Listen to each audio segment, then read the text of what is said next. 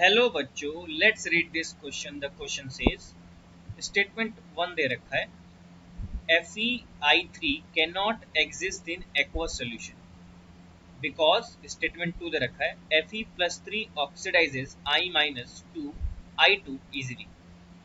हमको बताना है कि इन दोनों स्टेटमेंट में से स्टेटमेंट 1 ट्रू है या नहीं, स्टेटमेंट 2 ट्रू है या नहीं, और स्टेटमेंट 2 जो है वो करेक्ट एक्सप्लेनेशन है या नहीं स्टेटमेंट 1 का। इसके लिए जो की कॉन्सेप्ट है वो बेस्ड है कि हमको पता होना चाहिए कि Fe+3 जो होता है वो होता है ऑक्सीडाइजिंग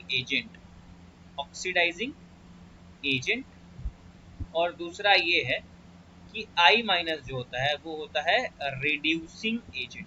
बहुत ही अच्छा रिड्यूसिंग एजेंट होता है। जब भी हम लोग FeI3 को वाटर में मिलाते हैं तो क्या होता है कि ये अपने आयंस में ब्रेक हो जाता है Fe+3 और ये बना लेगा I-3I- ये बना लेगा।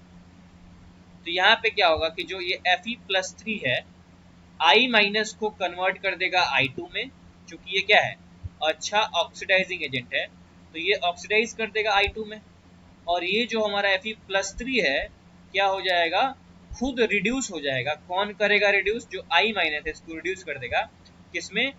Fe+2 में। तो ये क्या बन जाएगा? ये बन जाएगा FeI3 gives FeI2 plus I2। तो ये +3 से कहाँ चला गया? +2 में, और -1 से कहाँ चला गया? 0 में। तो ये जो दोनों स्टेटमेंट है वो क्या है? बिल्कुल करेक्ट है। तो स्टेटमेंट 1 जो है वो क्या है? बिल्कुल करेक्ट है। और स्टेटमेंट 2 जो इसका रीजन है, करेक्ट एक्सप्लेनेशन है, ये भी क्या है? बिल्कुल करेक्ट है। तो इसका ऑप्शन ए करेक्ट हो जाएगा। Thank you and best of luck.